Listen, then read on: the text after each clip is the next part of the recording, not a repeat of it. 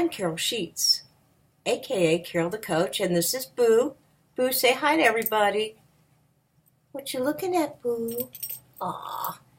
And Boo and I are here on a beautiful sunny Saturday afternoon, and I have made the commitment to you to do a video every week on sexual addiction or partner trauma.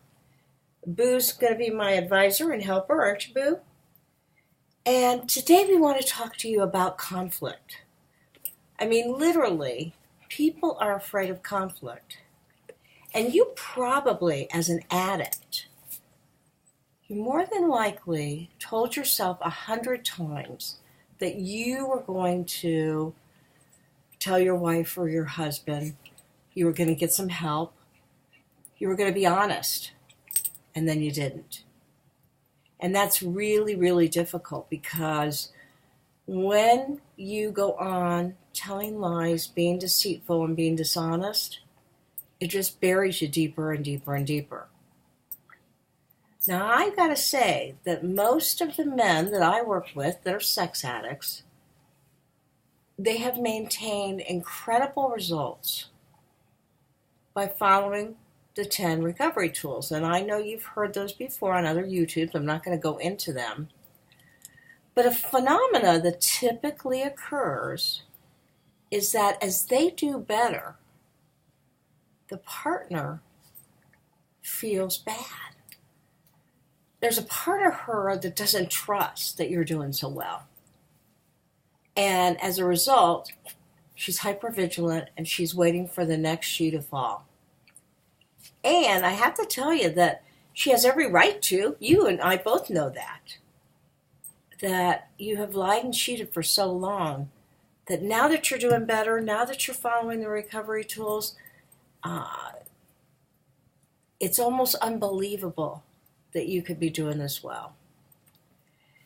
And I've got addicts that say, wow, I've got a lot of urges and cravings. And I've got other addicts that say, you know what?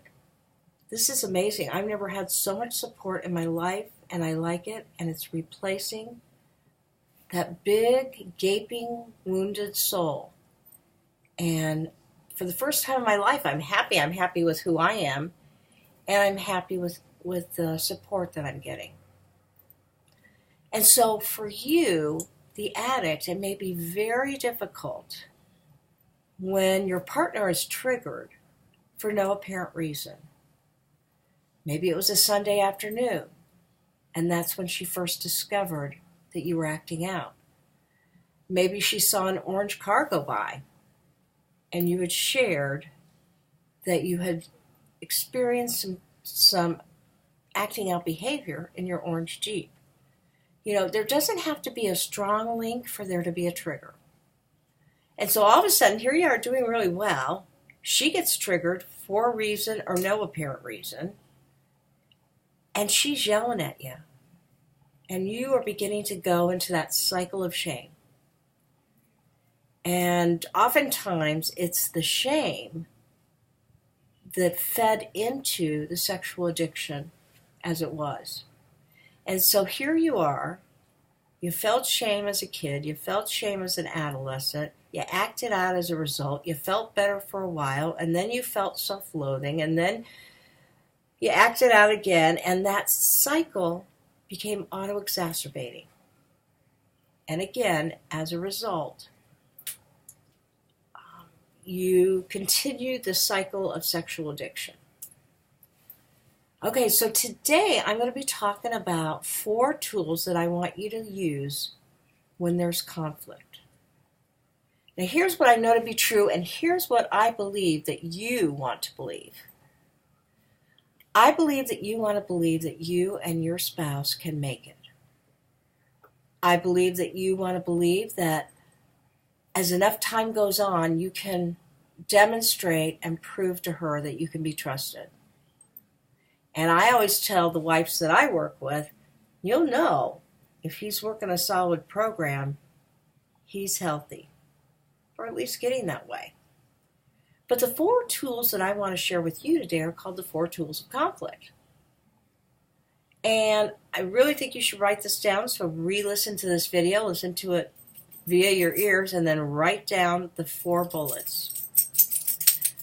Or you can always get my creative coaching with Carol the Coach manual that you can go to carolthecoach.com and buy. So the 4 tools are, when you're in a relationship and you're getting healthier and healthier, and your partner's working on that too, conflict breeds intimacy, which means in healthy relationships, when somebody's mad, it may go ugly for a while, it may look like it goes south, but just know in your heart, your head, and your gut that you're going to weather this. And that's how I want you to start out with the conflict. So I want you to have faith that this is going to work out. And then I'm going to want you to follow these steps. First of all, remind yourself how you contributed to the problem. Well, that may be a no-brainer, huh? You contributed because you acted out. You lied and cheated for years. You weren't the man she thought she married. You weren't the boyfriend she thought she had. So that's how you contributed. And that's really important to notice first, because I want you then to say to her, I realize that you're feeling anger and anxiety because of me, and I am sorry. I just want you to know that I get that I caused this pain. Okay. But here's what I want you to know, and this is the toughie. If she is triggered, she's triggered because she can't trust you, and that's her issue. If you're doing well, then she has every right not to believe it yet. But in essence, this is her trigger, and she's got to figure out what to do with it. Now, if I got partners listening, I don't want to be insensitive. I get that he's the reason you're triggered. I get that. But what I'm going to say to you is that you've got to figure out what to do to improve that sense of anxiety.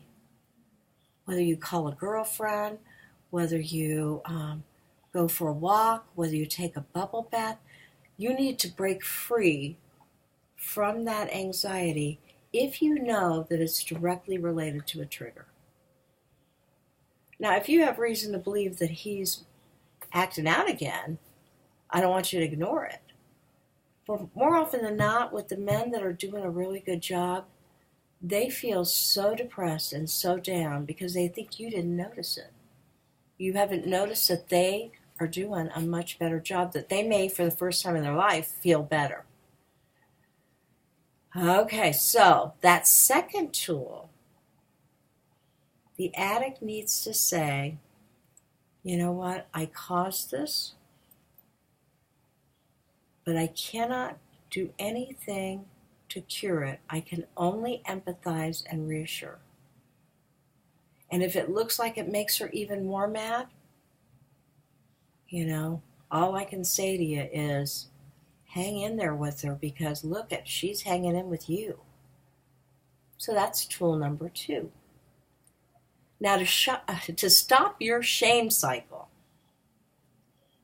I want you to say, you know what? I'm not going to give Tammy the power to make me feel bad if I'm doing good. You see, you've got to stay in good self-esteem to maintain your recovery. And I know that you're going to have time and time again when you feel horrible and where you go into that shame cycle. And I want you out of the shame cycle. You can feel sad and angry and guilty, but not shame. You're not a bad person. You did some horrible things. So you say to yourself, I won't give Carol the power to make me feel inadequate, hopeless, shamed, scared. Okay, so that's what I want you to say. That's a mantra. And then that 4th element of conflict is having faith in one of 3 things. Yourself, that you can maintain recovery, reassure and prove to your wife that you can be honest. Faith in the relationship, that she's still with you. There's some love there or she wouldn't be with you. And I guess I shouldn't say that. Sometimes wives stay for financial reasons, security, the kids. You'll have to decide that. And you could always email me at carol@carolthecoach.com and we can talk about that. And then faith in your higher power. That when it doesn't look like you can cure it, and we know you can't, sometimes your higher power has that ability to move her, to show her something, to soften her, to reassure her. And that is always a positive sign too. So look for your faith quotient, would you? And what I also really want you to know is that you won't be any good to anybody if you walk around with a big old bag of shame. So you got to stay out of that cycle. Be patient with her as she continues to reel from the discovery, from the disclosure, from the grief. And get yourself to a good couples therapist, somebody who works with sexual addiction, partner trauma, and really understands that she's not going off the deep end and you have potential to change. All right. Boo and I say, we want you to have a good weekend. We know you could be listening to this at 3 a.m. after a big fight with your wife, but we do want you to have a good week. Right, Boo? Give me a kissy.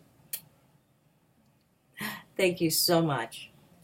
You're listening to Sex Help with Carol the Coach, and if you want more information, please tune in through the internet on iTunes, putting in Sex Help with Carol the Coach or sexual addiction, and it'll take you right there and you can subscribe for free.